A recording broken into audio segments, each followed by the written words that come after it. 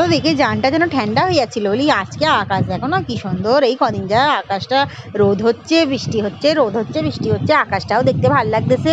এদিকে আবার ড্রয়িং করতে দেখো না গরু এঁকেছে, গরু শিং না কোত্তা এঁকেছে বুঝতেই পারিনি। বলি হ্যাঁ এটা গরু না কোত্তা? বলে হ্যাঁ গো গরু। দেখো না এই লোকটাই গরুটাকে এই দেখো গলায় দড়ি বেঁধে লে যাচ্ছে, দেখতে পাও না?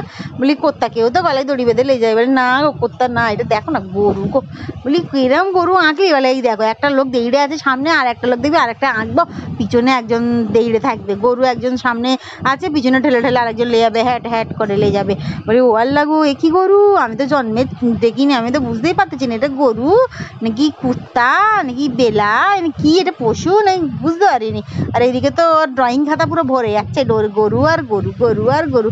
আবার বলি ওই আবার তুই এবারে একটু পাল্টা তো, গরু আর আঁকিস নি, ভাল লাগে না। কি মানুষ আঁকতেছি, সে মানুষের কি কারেন্ট শর্ট লেগেছে নাকি?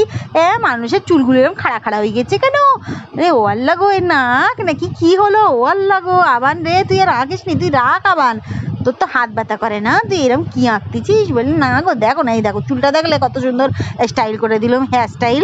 তবে দেখো হাতটা দেখো, এই দেখো এই গরুটাকে হচ্ছে কি পিছনে হেড করে নিয়ে যাচ্ছে, আর একজন দড়ি ধরে সামনে দিয়ে নিয়ে যাচ্ছে, দেখতে পাও না? আর এইদিকে বাবা আমার বর দেখো না আমাদের জন্য রুটি স্যান্ডউইচ বেইনে লেইছে। বললো দেখো ওপরে বাটার দিয়ে দিচ্ছি আর ভেতরে কলা দিয়ে দিচ্ছি, দেখো এটা বলি স্যান্ডউইচ না পিজা না কি বুঝতেই পারিনি, যেন মনে হচ্ছে পিজা বেইনে কেটে কেটে লেইছে। বলি চলো যেখানে এত কষ্ট করে বেইনে লেইছো তাহলে একটুখানি খেয়েই দিই।